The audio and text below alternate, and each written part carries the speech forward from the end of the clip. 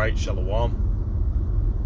First and foremost, just as always, I would like to give all praises, honor, and glory unto Yahweh, Bahashim Yahweh Shai, which is the Paleo Hebrew, the Lashon Kodash, the Holy Tongue, for the one true name of the Heavenly Father, the Ancient of Days, the Creator of all energy, being Yahweh. Alright? And that of the Messiah, whom the world ignorantly calls Jesus, though the letter J wasn't even arrived until the 16th century. Right? His one true name being Yahweh Shai. Alright? There's no other name given among man whereby you must be saved. Point blank, period, man. As it is written, Acts 4 and 12, right? So the elect will find that name along with what is needful for salvation, man. Alright? And that begins with, as Yahweh Shai told Nicodemus, with being reborn again, right? You see, we've been institutionalized, we've been polluted, right? Micah 2 and 10 tells us what? This place is polluted, man. And it will destroy you. So we've taken in these pollutions. You see? This is why the scriptures talk about returning to the vomit. Right? Let's go ahead and grab that precept real quick.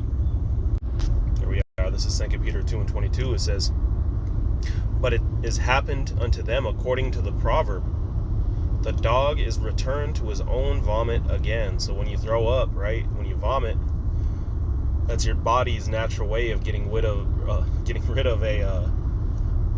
something that's toxic to it, man. Right? Which is why, right, you drink too much. And what does your body do as a reaction? It causes you to get rid of that alcohol, man. All right, whatever the case may be, you see, and in this context, right, it's using that throw up, that vomit, as the pollutions that we got rid of when we got out of this world, man. You see? And part of those pollutions, right, that we were entangled within is pride, because that's really, right, this devil is proud, man. Right, the ruler, the one who sits in the king seat, if you will, of this current beast system that we're under, man. The current spell that the world is under, man. Esau sitting at the very top of it, right? And he's beat that pride into us, man. We all have learned to stab each other in the back, to puff up our chest at one another, man, to get one over on your brother, when really, hey, the scriptures tell us, right? And all these people know that scripture, man, which we'll grab, Lord willing, here in a second, pursuant to Romans. I believe that's the 8th chapter. About hey, the first commandment, man, being to love the Lord, right? And to love one another, man. To love your neighbor, right? But yet, hey, you see how far the world has gotten, man. And really, that has all been done and pushed through pride, man. All right, but let me go ahead and continue reading. It says, "The dog is turned to his own vomit again, and the sow that was washed to her, wallowing in the mire." So you threw up all the impurities, you made your body clean, and then you went around and drank some damn Drano or something, man. You see? Now you over here, well, in fact, scratch the Drano thing, man. You ran back to all the stuff you threw up, and you over there wallowing around and slopping it up, man. You see, verse 20, it says, "For if after they have escaped the pollutions of this world through the knowledge of the Lord," you see, through this knowledge, man. And again, part of that is, right, well, really one of the beginning parts of that is understanding to combat your pride, man. Understanding that we went off, you see. And it's really it's a fine line that we have to walk, man. Right? The scriptures hit it right on point by calling it the straight and narrow gate. Because just in the fact that you realize we're the Israelites, man, that could put some pride on you, man. That could throw a pride demon on you. I've seen it. I mean, you see these fancy garments and these, you know, all the super Israelite attire and whatnot, man. There was even an account where there was one within the grocery store, and this guy was like, he started yelling at my mother, man. My mother called me, was telling me about it. He started yelling at her, calling her an Edomite when she's not an Edomite, right? But nonetheless, man, you see, you get all proud and you start acting really up. You get put out on some bug out energy, man. Who the hell goes to the goddamn grocery store and just starts yelling at everybody, man? A bug out. You see, and not only that, but judging unrighteously, man. Bringing offense to brothers, because you don't know who, that's somebody's mama, man. Right? But at the end of the day, hey, that pride could take you to a dangerous place, man. And again, it's a tight line that we got to walk, man. All right, very easily could you slip to the one side or the other, man. Hey, because even you know, thinking you ain't shit could also lead you down the wrong way, man. Because really, we ain't shit, but we are, though, man. Right? We are the kings, man. But we got to get there, though, right? Let's go to Revelation real quick, chapter 2 and 9, just to catch that point. And it reads, I know thy works in tribulation and poverty. Hey, so that doesn't sound like somebody who's the shit, right? You have works, you working, right? And you are impoverished. So not only are you working your butt off, man, but you're also impoverished, man. Like, where's the fruit of your labor? Right? You just in a bad spot altogether, man. You ain't in the winning seat as of right now, right? And we understand this. We're cool with that, man, because we know and understand that we are learning accountability. This is basically our father pulled off the belt, man, and that belt came in the fashion of the Idumean, of the Edomite, the Caucasoid, if you will, right? And now that we have served out that punishment, man, some of us have learned accountability. Some of us have returned unto our Father through it, man. While some of you are lashing out at the belt. Some of you are just jumping right along line with that belt, man. All right, but going on. It says, and I know the blasphemy of them. Or forgive me, I'm missing a part. It says, but thou art rich. You see that, man? We're rich. So we may be under all this, persecution and whatnot, man, but we're rich. We are. You see? So again, there's a balance here, man. And the elect are going to learn humility. They're going to learn, and really it's faith that causes this to take place, man. Right? Because you sit there just getting poked, and you could take it, man, because the Lord's with you. But you see, if your faith ain't all that, man, then eventually you're going to react upon those pokings. And we're all in the flesh, right? That we all have a limit. But the Lord ain't going to allow you to take more than you could handle, man. Right? And at the end of the day, man, it's the Lord that's in our corner. So just take the pokes, man. Right? This is kind of stirred up through the spirit off of an individual at work that, like, I just always notice him getting poked at, man. And this dude, like, just can't humble down to not react. You see? Yeah, his reasons for reacting are valid, but hey, as soon as you start reacting, man, especially if you, Jake, everybody's eye is gonna be upon you. Right? And you're gonna get yourself fired, you're gonna get yourself into sticky situations, and it all goes back to that wicked pride, man. You see?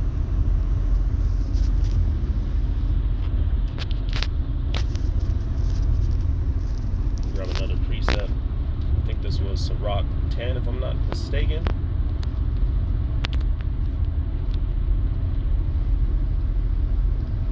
Yeah, it's not even pulling up. Alright. Sirach, also known as Ecclesiasticus. I think it's 9. Chapter 9 and verse... It's like in chapter 10 and verse 9. Yep, it says, why is earth and ashes proud? Hey, that's all we are, man. Ashes, earth, right? From the dust you were made, from the dust ye shall return, man. You see, you don't got no place in being proud. We're just the vessels of Yahweh by Shem Yahushai, man. And very blessed to be the finest of vessels, man. In the spirit, right? But first we gotta humble down and just take the L, man. Right? If you know you got the victory at the end, you're gonna just let the enemy have his fun. Right? It's like you go to the weigh-ins and you have the victory, man.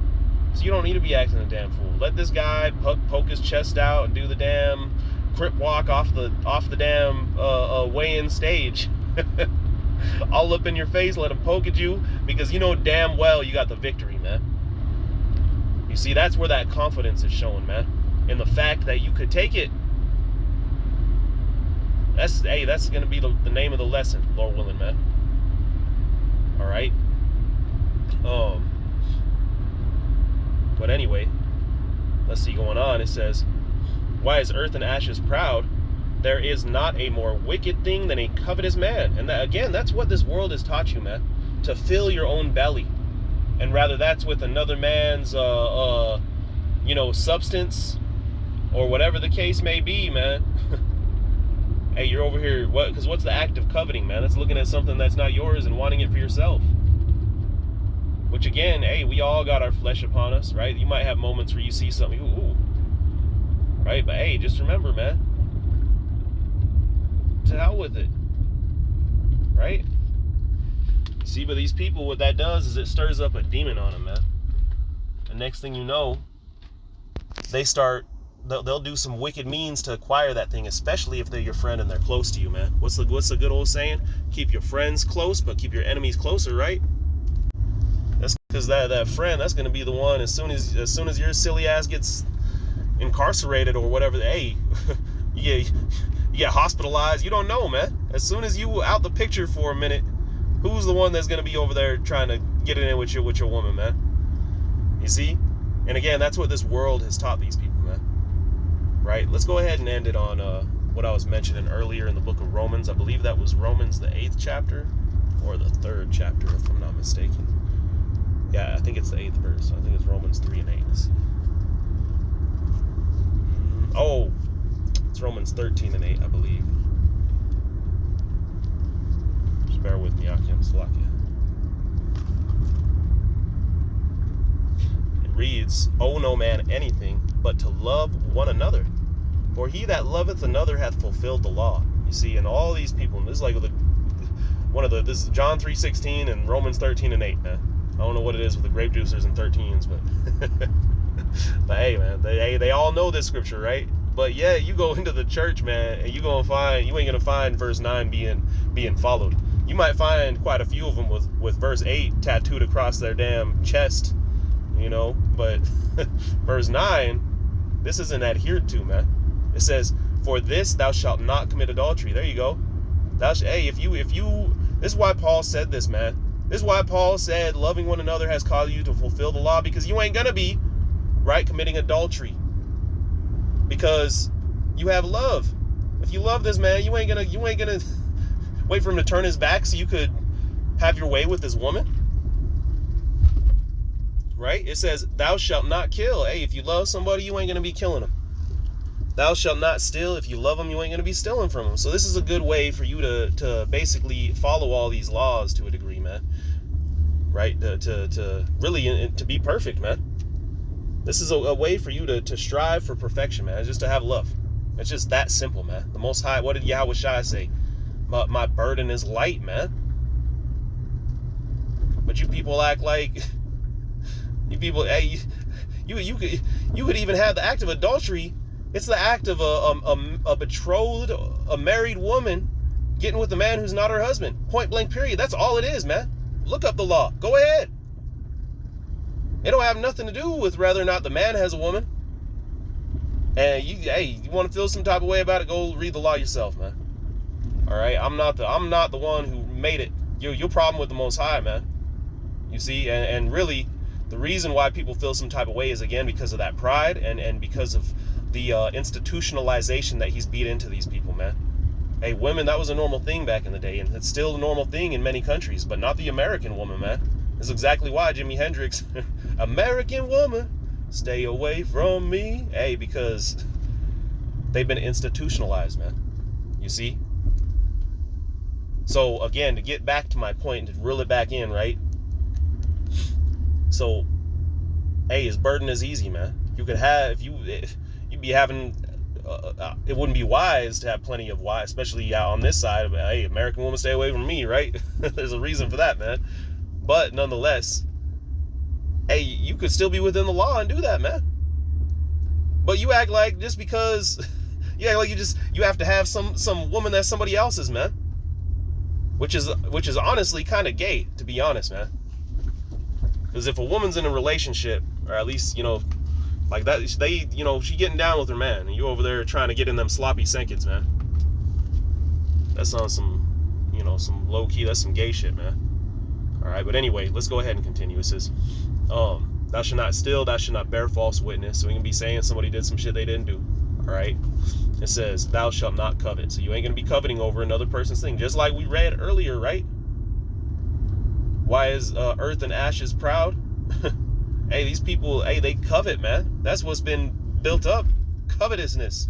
And you know what another heavy component in that has been is social media, man. How many times bro, I ain't even gonna lie, man. It boils my blood sometimes when I see these people taking all these selfies and things, man. Because again, it comes from a place of pride.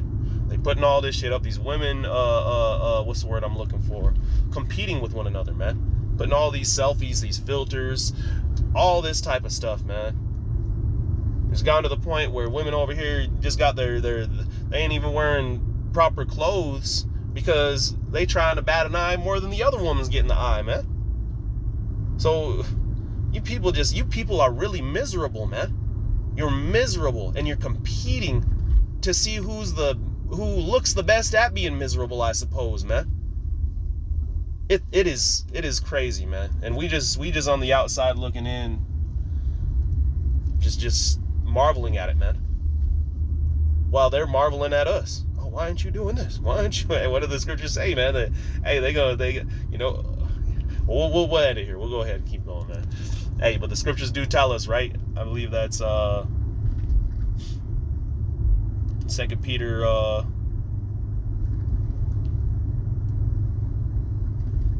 1 and 4. We might have to grab it. But let me finish this up. It says, and if there is any other commandment, it is briefly comprehended that saying, namely, thou shalt love thy neighbor as thyself. Love worketh no ill will towards his neighbor. Therefore, love is fulfilling the law. But again, that's not adhered to today, man. These people have taught you to stab each other in the back. These people have taught you to get one over on one another, and it's put you in a pitiful and miserable case, man. I think it's 1 Peter 4. Yep, this is 1 Peter chapter 4 and verse 4. And it reads, wherein they think it strange. Verse 3, it says, for in times past of our life may suffice us to have wrought the will of the Gentiles when we walked in lasciviousness, lusts, excess of wine, revelings, banquetings, and abominable idolatries. Right? So, hey, we were once, walking right among these people, doing the same thing that all of them are doing. Right? But eventually, man, the Spirit had called us, man. The Spirit had reached out to you. You see? And pulled you among these people, man. Pulled you from among these people, I'll say. Which is why verse 4 says, wherein they think it's strange. So they looking at us like we're strange. But we looking at them. Hey, we see the bigger picture, man. We outside the box looking in. While you over here in the box, not even realizing you in a box, man. It says, that ye run not with them to the same access of riot, speaking evil of you. So they even go to the point of speaking evil of us, man. Oh yeah, that nigga bugged out now. Oh yeah, he's talking about this and that. Yeah, that guy, he wears dresses. Oh yeah, this. Hey, go ahead and say what you're gonna say, man. Because again, hey, we see the bigger picture, man. We even have to bring ourselves down to a base level to have a basic conversation with these people. Start talking about the damn Chargers or something, man. So why give a damn, right? Why give a damn what these people think, man? All they are the extras anyway. Imagine watching a movie and somebody over here worried about the extra who walked by in the background you barely even noticed. It ain't gonna matter, man. The movie's gonna go on and it's still gonna have the ending, and all that was you just passing in the background. You see? So Lord willing, is edifying, man. Call double honors unto the elders and the apostles at GMS Great Millstone. Peace, love, blessing, salutations unto all those of you hopeful, faithful, potential members of the elect out there. My fellow laborers, Lord willing, you endure. Lord willing, this be edifying. And until next time, shalom.